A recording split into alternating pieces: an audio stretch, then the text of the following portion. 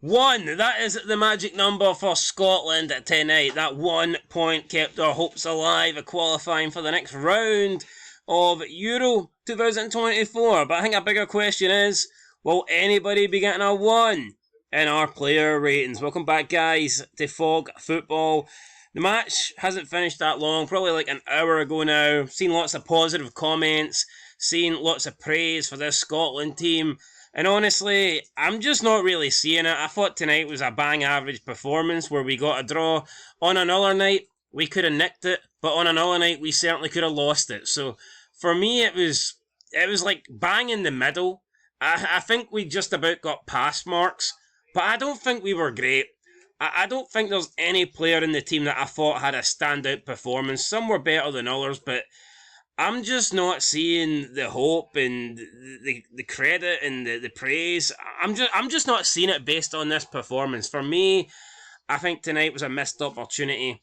I think we should have done better. I think we should have given ourselves a much better chance, aka 3 points going into the last game rather than the 1. Yeah, the match was there to be won, right? And yeah, if we win tonight, it doesn't mean Sunday's a game off. You've still got to go and get the job done. But hell, I mean, it's better going into Sunday knowing that, oh well, actually, even if we get beat, there's a slight chance we get through. And I think tonight also proved that, Switzerland really aren't that great. No, it doesn't, but yeah, let's just say we win tonight 2-1, or 1-0, whatever, Ralston doesn't make the mistake. It means if we go 1-0 up against Hungary, it's like, holy fuck, as long as we don't concede 2 goals, we have booked that spot. Yeah, I get it. And also finishing second in the group as well, what about that ambition? Steve Clarke's talking about 4 points, but why not try and get the majority of those 4 points tonight? Then that way, you're going into the final game knowing that couple of results does you. Hell, if we won tonight, we could have been into the final game with the possibility that even a defeat might give you a chance, depending on how the rest of the match day 2 games play out in the other groups. But now we're going into the last game knowing that we need to win. And I just don't think that is... I'm not that confident because I think people are just assuming Hungary lost to Switzerland. They're no good. We'll beat them easy. I don't see it like that. I think Hungary's going to be a tough... It was a tale of 2 halves, that game, because Switzerland were better in the first half, but in the second half, Hungary were better, but then they went for it, and that's why they could beat 3-1. Hungary were also pretty good today against Germany, so by no means is it an easy game for us. Yeah. And obviously with both games taking place at the same time, you can't really judge Switzerland against Germany, because we'll be focused on Hungary, Scotland. But yeah, I think some people are a wee bit too...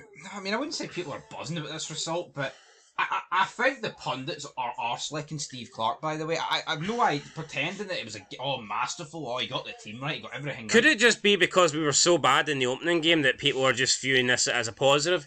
Did some people think that tonight we were going to get annihilated? Did some people think that our tournament was going to be over after 2 games? Possibly. Yeah, but we could have very easily got annihilated tonight. I mean, there was a few... Yeah, I know Switzerland did have a few chances that they could have scored. Half a yard either side, man. They could have beat us 3-1, my prediction. Glad they didn't, but here, we could have scored. Maybe expectations were just so low after the opening game that people were looking at this tonight and thinking it was brilliant. Just not for me. It was average. This is what I expected against Germany. Minimum, I see if we get beat this way, losing 3-1 to Germany, I would have accepted it. But we didn't even... No, Germany is... We played like we're Andorra or San Marino. Tonight we played like a... I don't know. Slightly better. Like a Georgia Albania, even though those two have impressed me. Yeah, anyway, let's see who impressed us tonight in the Scotland team. First up, we've got Angus Gunn. I am going to give Angus Gunn... I'll give him a 5 because he made one really good save. Other than that, nothing really. He did come out and I guess he put pressure on Mbolo. I know he came out and made himself look big, but I mean, I expect that for goalkeepers. Joe Hart was making it sound like it's one of the best things he's ever seen. I expect that for a goalkeeper. Thought his distribution was pretty poor. Plus, he did have that hiccup there for the second Switzerland goal that obviously didn't count because it was offside, but he didn't know that and he came out and just basically handed Switzerland a goal there. So, I mean, I think Gunn made one good save tonight. Other than that, he didn't have much to do though. He never has much to do, apart from the games where we get scouted, and he doesn't really seem to keep us alive in them. So I'm giving him a 5. I'll give him a 5. No mistakes, but the mistakes he did make were like offside goals, so I can't really bury him too much for them. Right, up next we have Anthony Ralston. Even if you take away the goal that he gives away, I mean, he wasn't good tonight. Out of position a lot of times. Every time Switzerland attack down our right hand side, or you're like, wait, where is he? Where's Ralston? He's not there. He's like the guy's always absent. He's just always fucking missing. Going forward, I mean, he's probably competent going forward, but he's just down that other side. You've got Robertson, and you just have belief that Robertson can beat a man. Robertson can deliver a good ball in. Robertson can do something, and you just don't get that down the right hand side with Ralston. But for some reason, we seem to come down the right hand side more than we do the left. Which makes no sense. And a lot of long balls down the right hand side. I mean, Ralston's not even that tall. I don't get it, but so many times we would just launch the ball out right towards Ralston and hope that he somehow wins it and flicks on to a Scotland player. I mean, I think the longer the game went on, the better Ralston got. No, he did. Because at one point he was going to get a fucking really, really low rating for me, and he's still going to get a low rating, but I would say the second half, he probably redeemed himself. Maybe second half, he probably played to about a 5 or something, but first half, he was shite. I'm going to give him a 3. I'm going to give him a 2.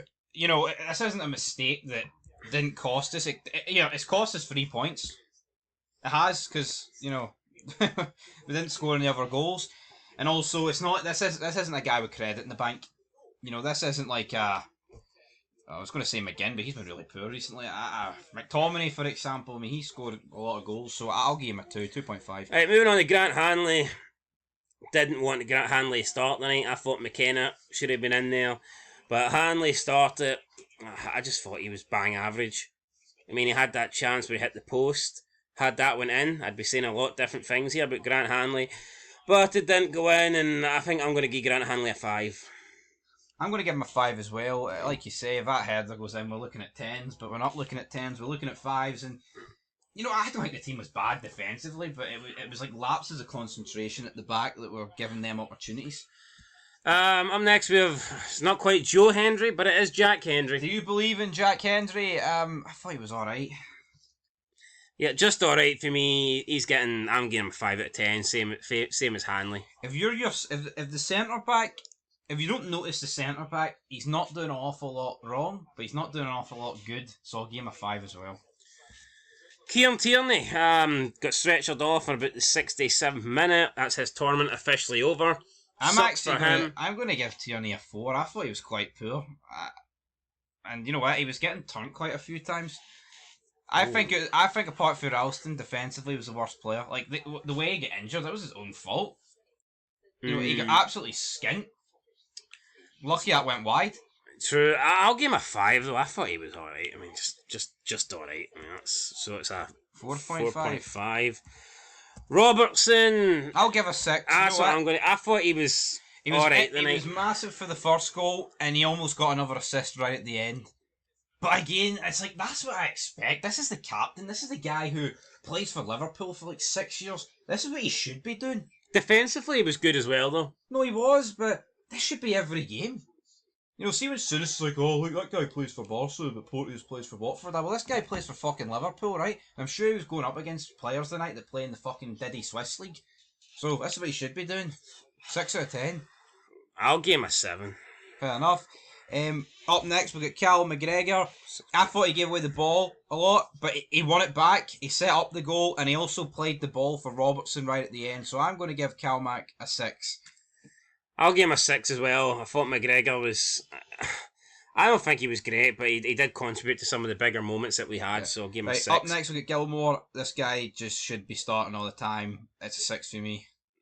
Yeah, we just look better with Gilmore in the midfield, and there's no doubt about that. Yeah. But I can't really give him more than a 6. But I mean, he was maybe. He set Robertson away for the first goal, or the only goal. Yeah, to be honest, maybe I could give him. Yeah, he got took off a bit here. I'll give him a 6. He's 6. Give him a 6. John McGinn. I'm going to give John McGinn a 4 out of 10. I think John McGinn just ain't doing it. I'm a fair man. People are like, You bury Kelma. I'm fucking beginning to bury McGinn. I think McGinn was by far the worst midfielder.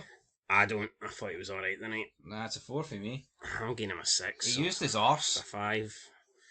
McTominay got the goal. You know deflected what? Goal. Shea Adams fucking blocked his shot that was going in. Yeah, that volley, and that looked good. Like, so, you know what? He got the goal. I'll give him a 7. He got the fucking goal. I'll give him a 7. I don't care if UEFA claim that's whatever FIFA want to claim that's an own goal. It was a goal. It's a McTominay goal. He's getting a 7 for me. 7 for you. Shea Adams, I'm going to give a 4. He ran about. I guess he pressed a little bit. That's all you can expect, really, at the least. But in terms of actually creating stuff or getting involved or getting in good areas or having any sort of opportunities dropped to him, that didn't happen to me for tonight, man. I'll give him it's not his fault. He should have been taken. He should have been switched off at like 60th minute. It should have been a straight he's swap. Not a robot, like. Yeah, I know, but I can't say it's his fault that he didn't do anything for the last half an hour. He shouldn't have been on there. He should have been switched for Shankland. So I thought it was awful, man. I'll give him a 4. What you give him? I'll give him a 2. Honestly, I thought he was. No, I'm sorry, man. The guy did fucking nothing. McKenna came on for Kieran Tierney. Didn't look bad, but didn't really make an impact. I'll give him a 5. I think a 5 is probably fair. McLean came on and done nothing of note. I'm going to give him the same as Adams, a 2. Again, a fucking ghost. I was going to give him a 4, so again that equals it a 3. And honestly, Shankland and Christie, I don't know about you, but I'm not going to give a rating because they got brought on 90th minute. It's just not enough. It's not enough time. No, it's not enough time. So they get brought on and immediately they are flicking the ball on, and that's where it landed to McGregor. He played it to Robertson. It's like an immediate impact. Yeah, I'm not going to base Shankland. I'm not giving a rating off one flick. No, neither am I. My point is fucking 70th minute. Even the 80th minute, right? If you assume you're going to get about maybe 5 if it's lucky, you could say there's 15 minutes.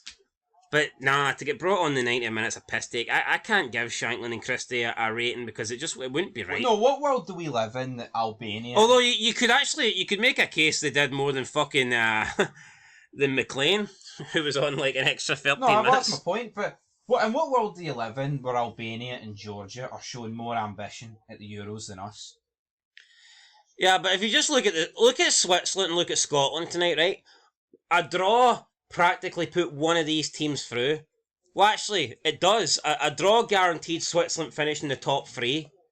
Now, yes, you could argue they still might not be one of the top 4 third-place teams, but they will be, okay, because they're going to get 4. They've got 4 points now guaranteed.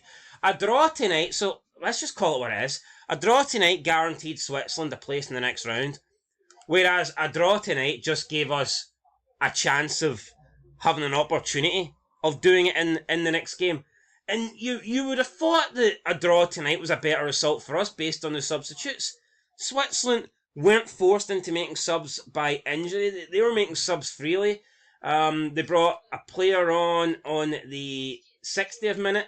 They brought 2 players on in the 74th minute. And then they brought another 2 players on in the 84th minute. And it's like, why couldn't we have done that? Where was our subs? Where was our subs? No, that is the first. You can get the team wrong. But wait, no. Why is it like... I just don't fucking get it, man. I was actually more frustrated when Shankland and Christie came on.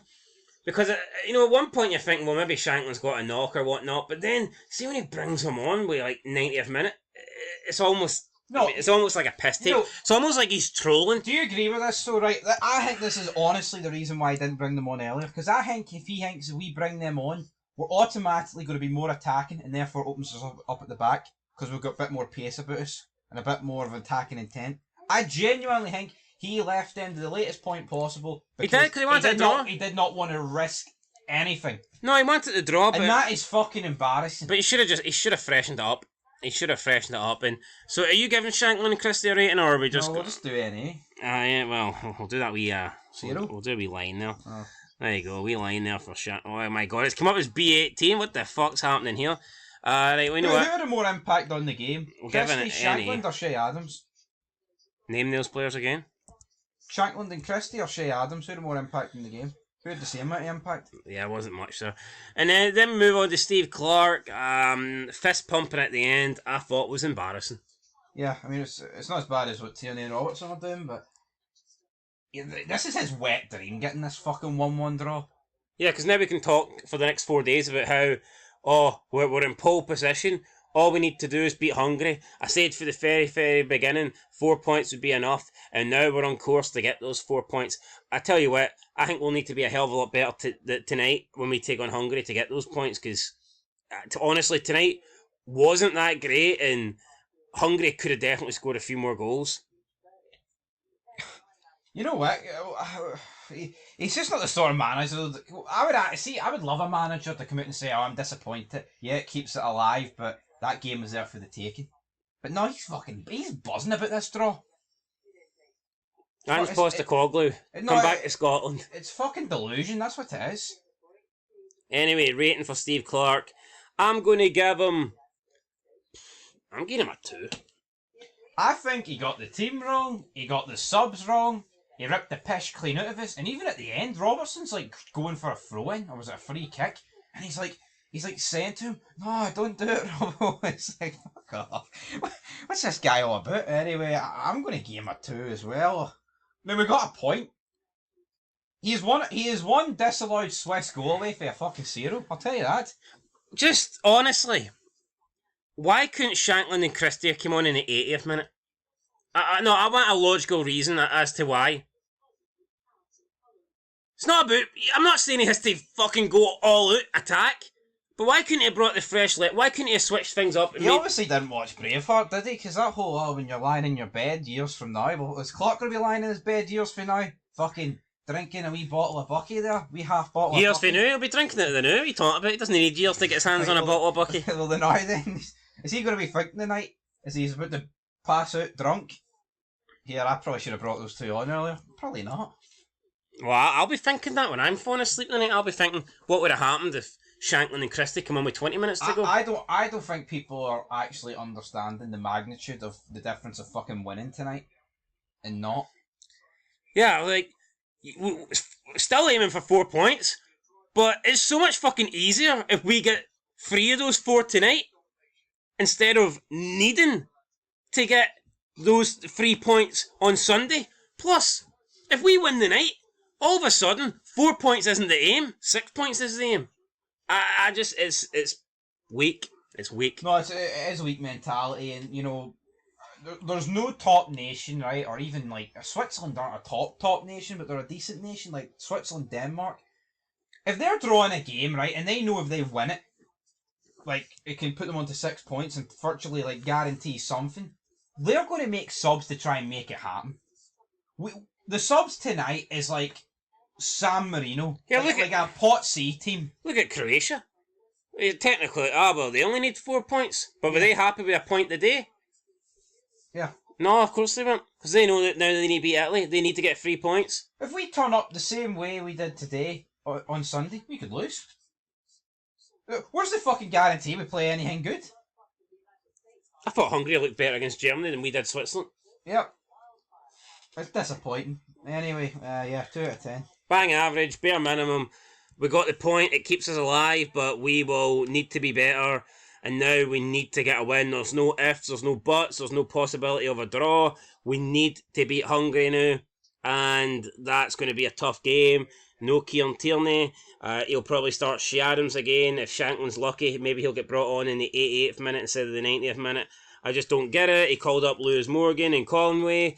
I'm not saying these are quality players, but when you get late into a game, when you get to like the 80th minute, you've got 10 minutes to go, or the 85-minute mark, why can't we be bringing those 2 on for fresh legs and just see if their pace can make a difference, see if their pace can carve open one opportunity that could potentially win us a game. No, it's mad though, right? We're not talking about another striker that is like a wee bit below Adams, but you know, it's like he should get brought on anyway. This is a guy that's got over 30 fucking goals, by the way. Adams hasn't. Shankland is the only guy with those numbers. In this tournament? Well, maybe not in the tournament, like. Well, who else has got them? What, 30 odd goals? Aye. I'm going to assume Mbappe and Kane do have those. No, but that's it. Are you trying to tell? Name me another nation in the fucking world where a guy with this amount of goals wouldn't start or get brought on earlier. None. None. They start. I don't want to hear it. Oh, Steve Clarke's loyalties. Here, who's saying it's not loyalty, right? It's a game of fucking football. You need to pick your best players. He's not going to pick Shankland because Shea Adams helped Scotland get here. Shea Adams is going to help Scotland go home. So Shea Adams is a good footballer, but he will know himself that he has fucking been shite these 2 games. And he'll probably be shite in the third game as well. He's played 140 minutes, man, and done nothing. What's our chances of going through? Out of 100, what's the percentage? I would say about 33%. That's what I was going to give, because we need to beat Hungary and there's no guarantee we do that. The way I see it now, we go into this Hungary game. We go into this Hungary game and 2 out of the 3 results send us home. Whereas, strangely enough, if had we won tonight, we'd be going into this Hungary game with possibly all 3 results getting us through. And I think that's why you risk it. I think so as well. I don't see why you wouldn't risk it. A win tonight and we could have somehow actually went through after losing to Hungary. Unlikely, but could have happened. It's not going to happen now. Anyway, guys, this is it. Need to beat Hungary. Can we do it? Hopefully. Will we do it? I'm not too sure. I think we've got the players to do it. I think if we perform to our best, then we can do it. But when was the last time we were at our best? It's been a long time. I think that... I said earlier, if we play like this, we could get beat against Hungary, yeah. But we could also play like this and still scrape a win. It depends what happens on the night. But if he picks the same team... Of course he will. No, if he picks the same team... Of course he will. No, but listen. If he picks the same team and does the exact same thing with the subs, then he has to go. Well, he won't do that. We're not going to be 1-1 with Hungary, and he's not going to wait till the 90. Fucking put the Hearts bias and the Shankland bias, because obviously we prefer Shankland. I think anyone with a fucking brain would, because he's got 30 odd goals. Why should Shea Adams start? Give me a reason why Shea Adams should start over Shankland going into Sunday. Explain it. Well, all these people were saying he was instrumental tonight, helping Scotland to this draw. And who? Adams. Who said this? Everyone's waxing lyrical about the guy. No. He'll start because he's Steve Clarke's favourite. I think you've got to start Shankland. We need to win. We need to score goals. Shankland's the man to do it. Start him. Simple as that. Anything to add there? So you think he'll just start the same team? Well, obviously Tierney won't start, so I reckon... I actually think it's incredibly unfair that Christie was dropped as well, by the way. I think he was by far the best midfielder we had against Germany. I think he will start the same team minus Tierney. I think he'll bring in McKenna for Tierney, and that is it. You know, even if we beat Hungary, right? I can't sit here and say that he's got everything spot on. Yeah, if we beat Hungary though, I'm not going to criticise the guy, but you were saying earlier, first time ever you're Steve Clarke out, you're leaning that way. Say we fail to go through, does he have to go? Depends on the manner. Depends on the manner. I mean, if we're beating Hungary, then we get robbed with a dodgy call or something, then I can't hold that against him. I can, because he should have went for it in this game. Well, he didn't. He didn't go for it. Anyway, guys, that's it. Catch you in the next one. Scotland got a draw tonight. We keep our hopes alive, but, you know, it's all or nothing now. And I think we've just made it a little bit harder on ourselves than it necessarily had to be. But, I mean, who knows? We're 1-1 away against Hungary for booking our spot in the next round. I mean, on paper, that doesn't sound bad, but I think Hungary have underperformed so far. And Hungary will probably... Listen, Hungary will think the same thing here. Hungary will be going into this game thinking, you know what? Yeah, our goal difference isn't great. It's -4. But we can put a couple of goals past Scotland. We can improve that to like -2. And that's been enough in some occasions to get out the group. Well, are you telling me Hungary won't be thinking right now that they can still go through? Of course they will. They'll think all we need to do is beat Scotland and we give ourselves a decent chance. Yeah. So, yeah, guys, we'll see what happens. Catch you in the next one. I think it's about 33% is about right. We could beat Hungary, but we could also lose to Hungary. So, yeah, we'll have to wait and see. But, I think the next couple of days is going to be interesting. We need to keep an eye on... well, I say interesting. I actually don't think it will be, because I just don't see any other way now that we can somehow go through with 2 points, especially with our goal difference being so bad. If 2 points is enough to get you through, if somehow you're lucky enough to get through with 2 points, then it's going to be somebody that obviously drew 2 games and narrowly lost the other. That doesn't apply to us. So, yeah, I said the other games are going to be important. Not after tonight. I think the other games were only going to be important if we lost tonight, and then we could still get 3 points on the board. Now, in my opinion, it's all or nothing. We beat Hungary, we're 100% through. We don't beat Hungary, we're 100% out. Simple as that. Simple as that, guys. And looking forward to Sunday, but 33% chance of winning. That's sacrifice.